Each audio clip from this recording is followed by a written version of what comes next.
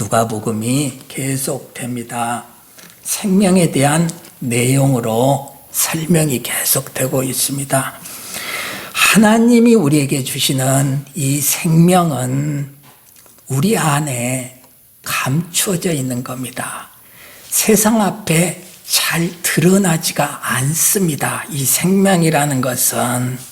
왜냐하면 내 안에 있기는 있지만은 아직 그 생명이 잘 자라나지 못했기 때문입니다.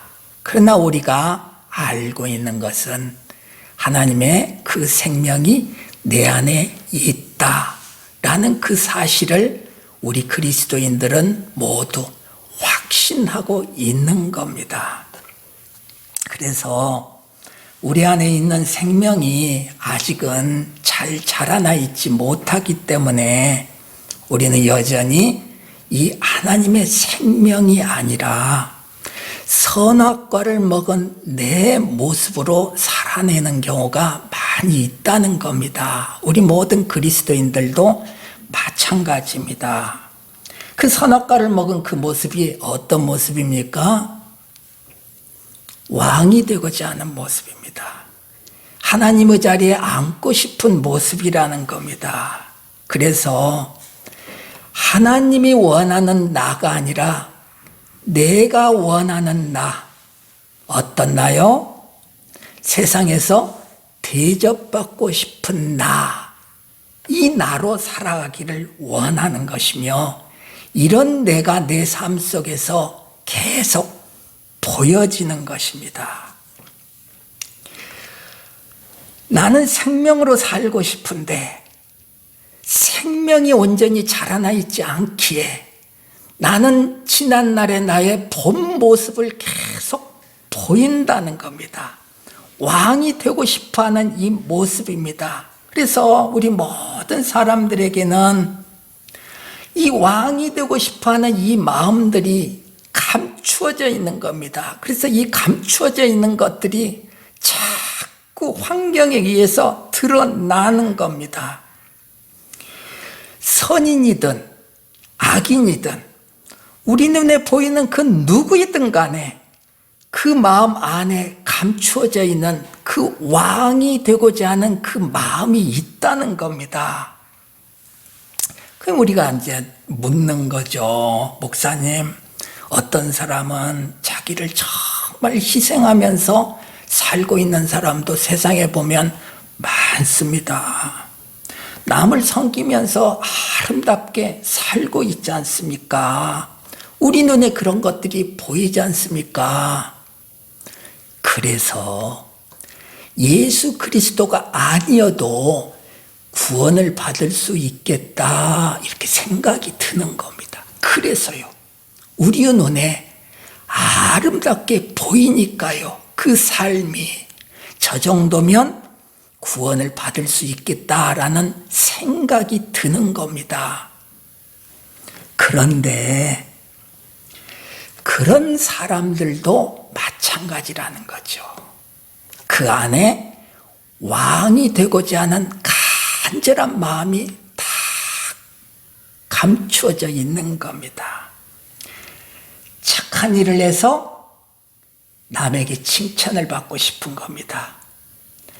자기를 희생하는 모습을 보여서 영광의 자리에 있는 나를 보고 싶은 겁니다.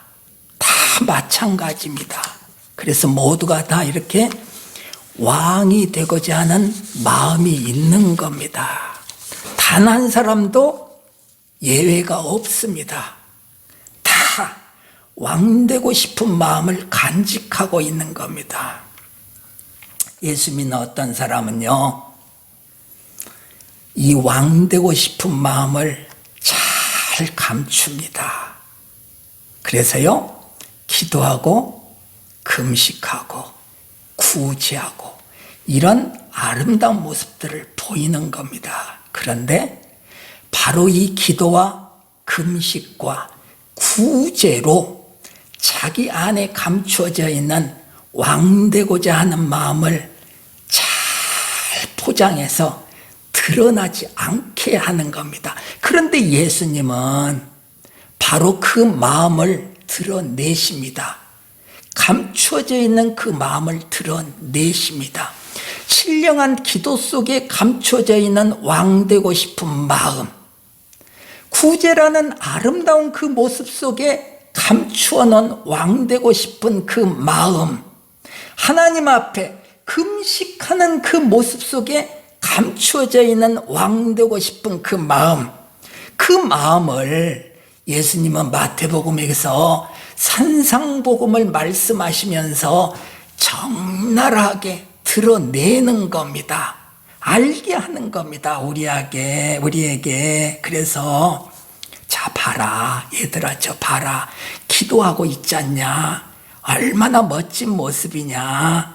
그런데 저 사람은 지금 저 기도로 칭찬받고 싶어 하는 거야. 그게 보여야지.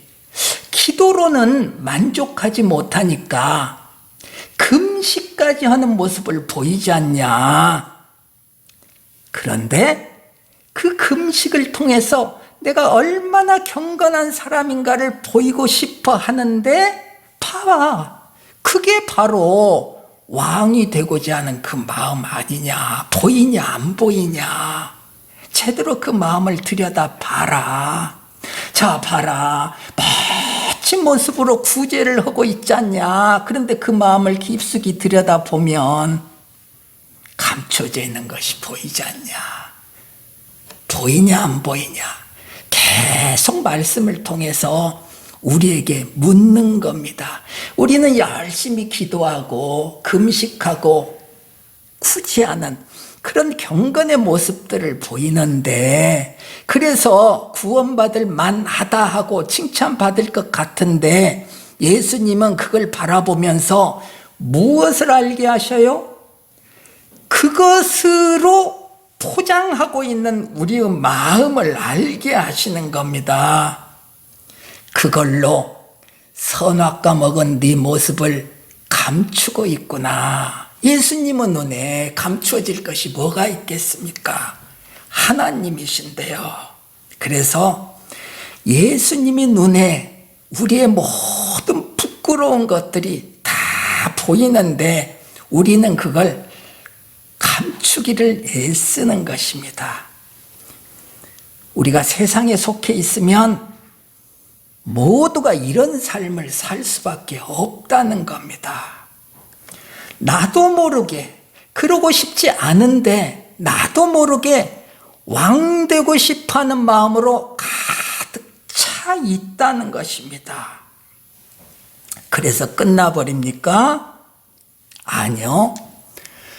요런 마음에 하나님의 씨가 떨어진다. 성경은 그런 얘기를 하고 있는 겁니다. 왕 되고 싶어 하는 그 마음, 선악과를 먹은 그 마음에 씨가 떨어진다. 그 씨가 뭡니까?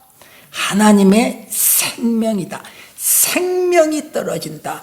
왕이 되고자 하면 분명 그 결과는 사망이다. 너는 지금 사망의 길을 걸어가고 있다. 그런데 네 안에 씨가 떨어진다. 생명이 떨어진다.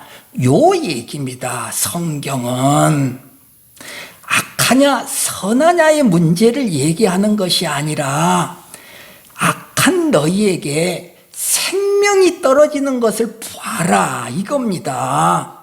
저 사람이 얼마나 착한 일을 했냐, 내가 얼마나 착한 일을 했냐, 그런 얘기를 하고 싶은 것이 아니다. 나는 지금, 나는 네가 아무리 그 경건한 것으로 너를 감추고 있어도 다 보인다. 그것이 보이는 한 너는 너의 힘으로 내 앞에서 의인이 될 수가 없다. 그러니 있는 그대로 솔직해져라.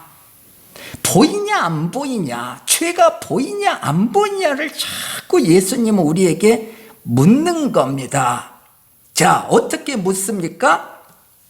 씨가 떨어져서 그 씨는 죽은 것 같은 씨입니다. 그런데 이 죽은 것 같은 씨, 하나님의 생명이 우리 안에 떨어져서 자라나는 겁니다. 씨가, 그 생명이 자라나는 겁니다. 자꾸 씨에서 싹이 돋아나는 겁니다. 점점 내 안이 하나님의 씨로 인하여서 점령당하는 겁니다. 이게 뭡니까? 지경을 넓혀라. 출애굽기에 나오죠. 자, 너희들이 가나안으로 들어갔느냐? 이제 가나안을 점령하라. 죄악으로 가득 찬 네 마음, 죄가 왕인 네 마음, 왕되고 싶은 네 마음, 그 안에 내 생명이 떨어졌으니 그 생명의 자라남을 통하여서 네 마음을 온통 내 생명으로 가득 채워라. 이 하나님의 씨입니다. 그래서 이 씨는 집요하게 우리 안에서 자기의 영역을 확장시키는 겁니다. 나는 나의 주인이며 나는 내가 왕인데 왕되고 싶어하는 내 안에서 씨가 떨어져 씨가 자꾸 확장되는 겁니다. 나도 모르게 내가 노력을 하든지 안 하든지 그것과 무관하게 하나님이 열심을 다해서 우리 안에서 당신의 일을 하시는 겁니다. 이것이 구원의 일이다. 나를 자꾸 만들어내는 겁니다. 무엇로요? 하나님의 나라로 나를 만들어내는 겁니다. 그래서 나를 하나님의 온전한 백성이 되게 하는 겁니다. 요것이 창조다. 그래서 하나님은 계속 우리의 인생 속에서 당신의 그 창조의 일을 계속 해내는 겁니다. 그런데 내 안을 하나님의 영역으로 확장시키는 이 생명에는 하나님의 의가 담겨 있다. 이 의가 무엇이냐? 공의다. 하나님의 의, 공의다.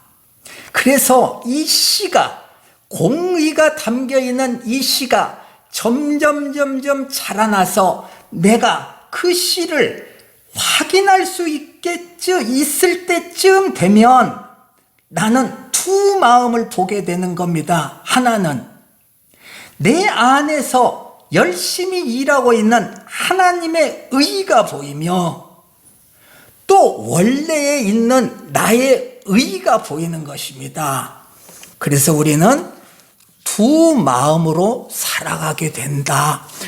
요 두 마음이 예수 믿는 우리 인생 속에서 봐야 될 마음이라는 겁니다. 내 마음만 바라보게 되면 우리는 항상 근심 걱정 속에 휩싸여 있는 죄의 종노릇, 세상의 종노릇만 할 수밖에 없는 거죠. 이게 나의 마음입니다. 내가 왕이 되고 싶어 하는데 그 나의 의입니다. 내가 옳고 그름을 나의 의로 판별을 하는 겁니다. 그래서 나는 옳잖아 이렇게 되는 겁니다. 나에게 유익이 되는 건 옳음이 되는 겁니다. 요거 우리가 잘 알고 있어야 됩니다. 나에게 불리해진 것은 나에게서 의의가 되지를 않습니다. 그래서 정치를 하게 되더라도 똑같은 사안을 놓고서 주장을 하고 있는데 전혀 반대되는 내용을 주장을 합니다. 왜? 그게 의의니까. 자기가 주장하고 있는 것이 의의니까.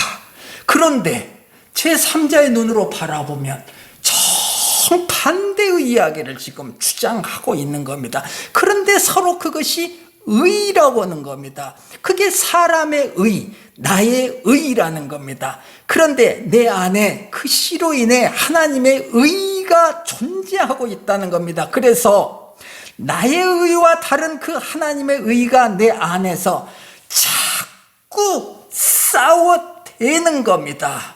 예. 그러기에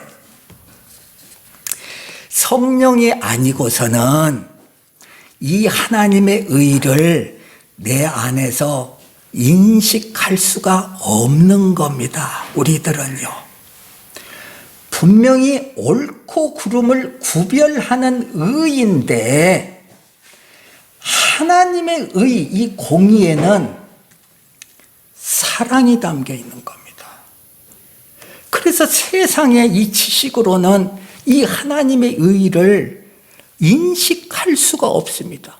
옳고 그름으로 나눠져야 되는데 분명히 이것은 옳고 이것은 옳지 않은 건데 사랑이 함께하고 있는 겁니다. 이것이 어떻게 이해가 되겠습니까? 세상의 지식으로요. 이해가 안 되는 겁니다. 그런데 우리의 의의는 뭡니까? 그 사랑이 담겨 있지 않죠. 그러니까 세상의 의, 우리의 의의는 오로지 옳고 그름만을 드러내게 돼 있다는 것입니다. 그래서 우리의 의의라는 것은 옳음을 가지고 죄인들을 심판하는 겁니다. 그래서 옳은 사람들이 심판을 하잖아요. 그런데 정반대의 것을 주장하는 여기 옳음이 또 있는 거죠. 그 여기 옳은 것들이 그 옳음으로 죄인들을 또 심판하고 있잖아요. 세상 아닙니까? 이 세상을 바라봐야죠. 정반대의 이야기를 하고 있는데 모두 옳잖아요. 어리석은 백성들은 요 한 곳에 몰려버리는 겁니다. 어떤 자들은 여기에 몰려버리고 어떤 자들은 이쪽에 몰려버리는 겁니다. 그래서 상대를 심판한다. 왜 심판해요? 잘해보려고. 더 나은 나라를 만들려고 심판하는 겁니다. 이게 사람의 의의라는 거죠. 나의 의의라는 거죠. 요 의의만 가지고 있었는데 어느 날 보니 하나님의 씨로 인해서 하나님의 의의가 있다는 것이 발견되더라. 그런데 그 하나님의 의의에는 사랑이 있더라. 이해가 안 되더라. 그래서 성경은 우리의 지식으로는 이 공의가 도저히 이해될 수가 없기 때문에 어떻게 설명이 되느냐? 공의란 하나님과의 바른 관계다. 이렇게밖에 설명을 못하는 겁니다. 공의가 무엇인가를 제대로 설명할 수가 없는 겁니다. 그래서 하나님과 바른 관계다. 이렇게만 설명을 하는 겁니다. 그래서 내가 하나님과 바른 관계가 되어 있으면 나는 지금 하나님의 공의를 드러내고 있다. 이렇게 되는 겁니다. 우리가 직접 이건 공의니 이 공의를 행한다. 그런 건 없다는 거죠. 왜? 우리는 공의를 제대로 정의할 수가 없으니까. 그래서 하나님만이 드러낼 수 있는 공의기에 하나님과 바른 관계에 있으면 우리는 지금 공의를 드러내고 있다. 이렇게 설명할 수밖에 없다는 겁니다. 그런데 이해할 수도 없는 이 공의를 우리는 이 땅에서 이루어내려고 하는 겁니다. 왜요? 하나님 믿으니까. 하나님을 믿고 있으니까 드러내려고 하는 거죠. 그러나 이 공의는 이루어낼 수도 없고 이해조차 할 수 없다는 겁니다. 그래서 방법을 하나 동원을 하는 겁니다. 그 공의와 가장 가까운 것을 끄집어 내는 겁니다. 그게 무엇이냐? 성경은 그거를 정의다 이렇게 설명을 하는 겁니다. 정의다. 그래서 공의는 하나님과의 올바른 관계다. 정의는 사람과 사람과의 관계에서 올바른 관계다. 이렇게 설명이 되는 겁니다. 하나님은 보이지 않으니까 공의를 설명할 수가 없는 겁니다. 그래서 공의는 하나님과의 바른 관계다. 정의는 사람과 사람과의 바른 관계다. 그래서 어떤 사람이 주위 사람들과 참 좋은 관계를 누리고 있으면, 참 올바른 삶을 살아내고 있으면 참 저 사람은 정의로운 사람이야 이렇게 얘기를 하는 겁니다. 그래서 모든 사람들이 정의를 행하려고 하는 겁니다. 다 그러잖아요. 정의롭다는 말 듣고 싶잖아요. 정의롭게 살고 싶은 겁니다. 그런데 좀 전에 얘기한 대로 이것이 옳아? 아니야, 이것이 옳아? 똑같이 정의롭게 살고 싶은데, 정의를 드러내고 싶은데, 한쪽은 이것이 옳아 보이고 한쪽은 이것이 옳아 보이는 겁니다. 전혀 다른 내용인데, 반대되는 내용인데 서로 그것이 옳아 보이는 겁니다. 정의를 지키려고 하다 보니 이것이 옳아서 옳다고 주장하는 거고 이것이 옳아서 옳다고 주장을 하는 겁니다. 옳고 그름에 시비가 생기는 겁니다. 그래서 어떻게 해야 됩니까? 시비를 가려야죠. 누가 옳은지 가려야죠. 확인해야죠. 무엇이 필요합니까? 재판이 필요하다는 겁니다. 누가 진짜 정의냐를 확인하기 위해서 재판이 필요한 겁니다. 그런데 재판을 했는데 재판관이 나쁜 마음을 먹고 있으면 어떻게 되겠습니까? 재판이 잘못될 수 있지 않습니까?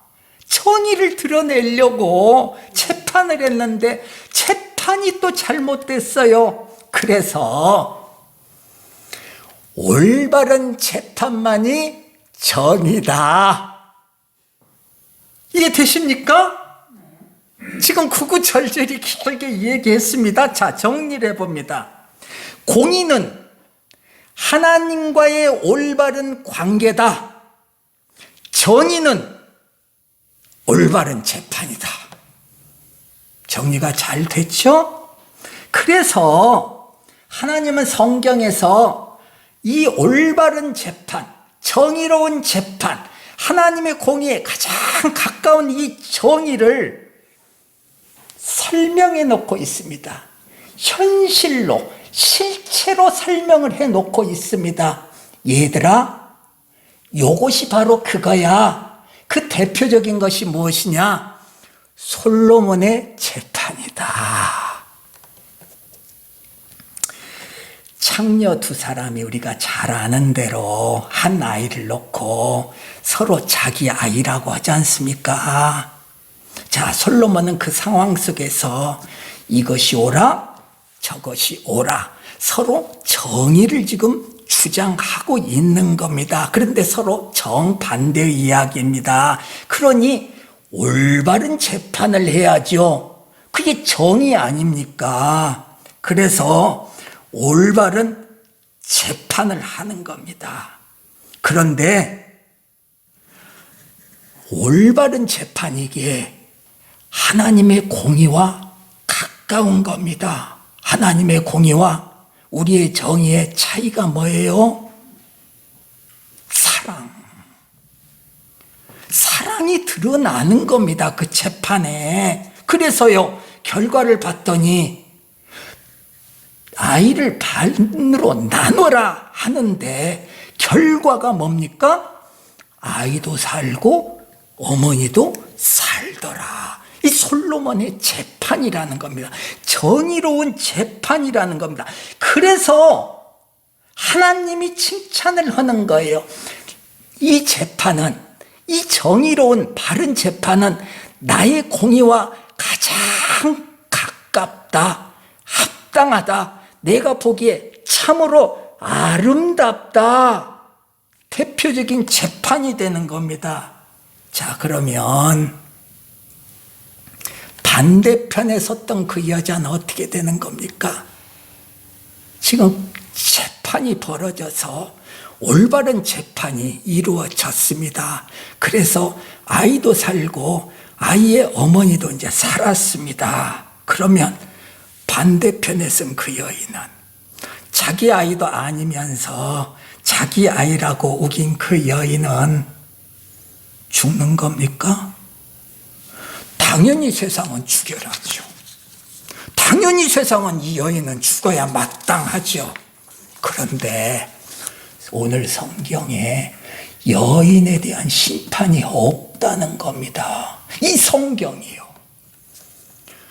우리 예수 믿는 사람이 이 부분을 간과하는 경우가 너무 많다는 겁니다. 세상은 당연히 이 나쁜 여인을 벌 주지요. 당연히 사형이죠. 왕을 농락했습니다. 당연히 사형이죠. 그런데 성경은 그렇게 기록을 안 한다는 겁니다. 왜? 성경은 죽여라가 아니니까요. 성경은 오로지 살려라밖에 기록이 되어 있지 않습니다. 왜 우리를 징계해요? 살려라기 때문에 징계를 하는 겁니다. 살려라입니다. 그래서 하나님의 심판은 죄인들을 향해서 무자비한 심판의 모습으로 보이는데, 그래서 우리는 당연히 죽을 수밖에 없는 존재인데, 신비스럽게도 그 공의에, 그 심판에 사랑이 담겨 있는 겁니다. 그래서 산다는 겁니다. 이게 하나님의 말씀이에요, 이것이. 그래서 너희들은 산다. 너희들이 뭘 잘해서가 아니라 이 심판, 하나님의 공의에 사랑이 담겨 있기 때문에 당연히 죽을 수밖에 없는 너희들 산다. 이것이 뭡니까? 생명이라는 거예요. 하나님 우리에게 주신 이 생명. 자, 이 왕을 속인 이 여인은 자다가 그 묵추한 여인의 엄마의 몸으로 아이를 깔아버린 겁니다. 그래서 아이가 죽었어요. 뭔 죄를 저질렀어요? 살인. 이 여인은 살인한 자예요. 그런데 이 여인은 또 어떤 여인이에요? 창녀들이에요. 뭐예요? 간음한 여인 아닙니까? 살인한 자이며 간음한 자인 거죠. 이 간음한 여인이 자기 아들도 아니면서 자기 아들이라고 우기지 않습니까? 그래서 자기 아들인 양 몰래 남의 아들을 가져가 버렸어요.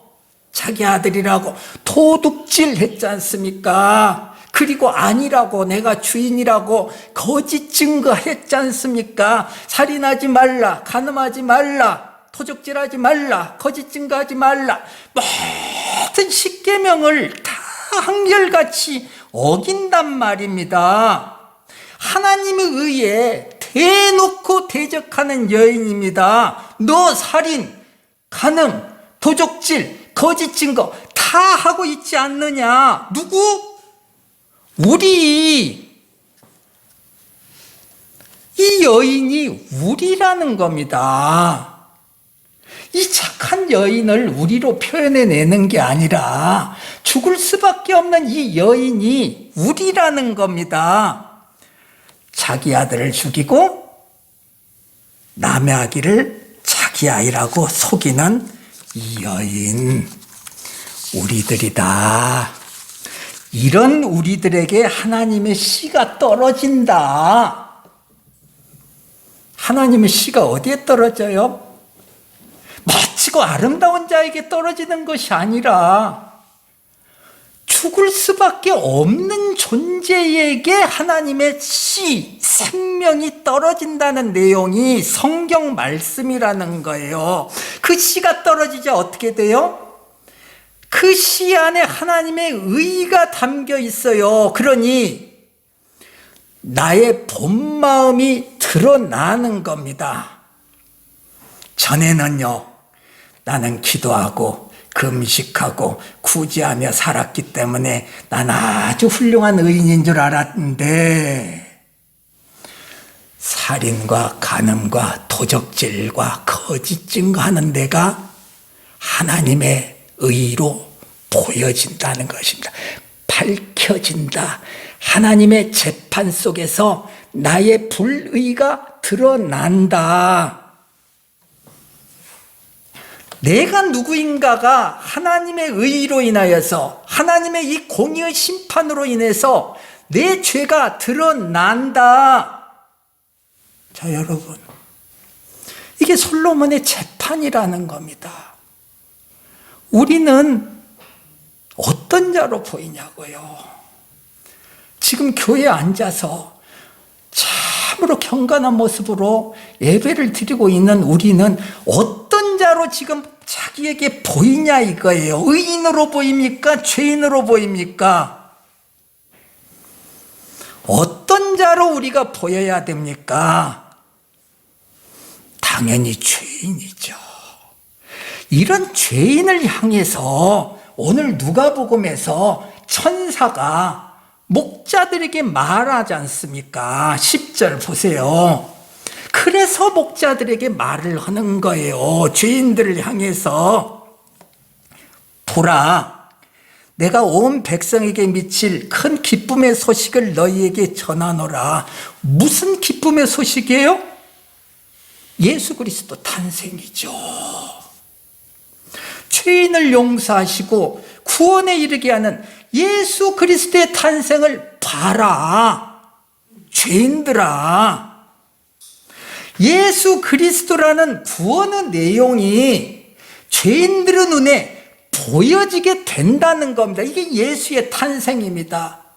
예수 그리스도에 담겨있는 하나님의 놀라운 구원의 내용들이 확실하게 우리 믿음의 눈에 이제 보이기 시작하는 겁니다. 이게 예수 탄생입니다.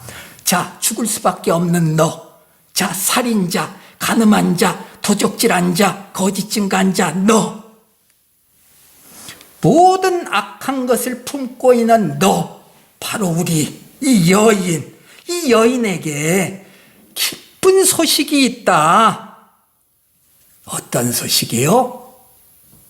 하나님의 심판인데, 분명히 공의인데 사랑이 담겨있는 공이더라. 사랑이 담겨있는 심판이더라. 분명히 재판을 통해서 옳고 그름을 드러내게 하는데 그름으로 드러났어. 불의로 드러났어. 그런데 불의로 드러난 그 여인에게 하나님의 씨가 임하는 놀라운 사랑의 장면이 연출되는 내용이다. 이 예수 탄생입니다.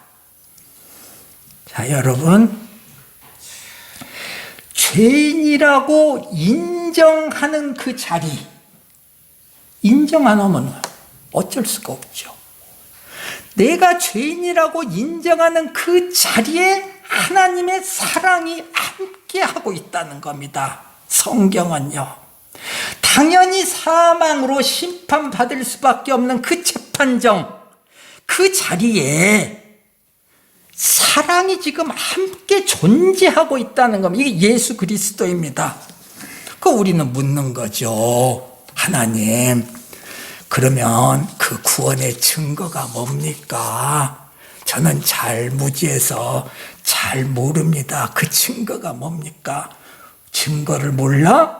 12절입니다.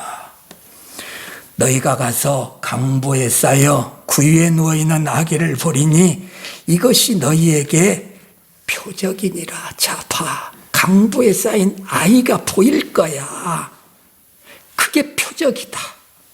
네가 원하는 그 구원의 내용이 그걸로 징조가 된다. 표적이 된다. 자, 목자들의 눈에 강보에 쌓인 예수, 어린 아기 예수의 모습이 보입니다.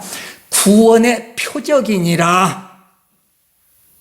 네 눈에 보이는 그것이 구원의 표적이다. 우리 눈에 뭐가 보입니까? 우리들 각자의 눈에 뭐가 보입니까? 예수 그리스도가 보입니까? 이 놀라운 사랑이 담겨있는 하나님의 구원의 사역이 보입니까? 보이면 구원입니다. 구원을 어디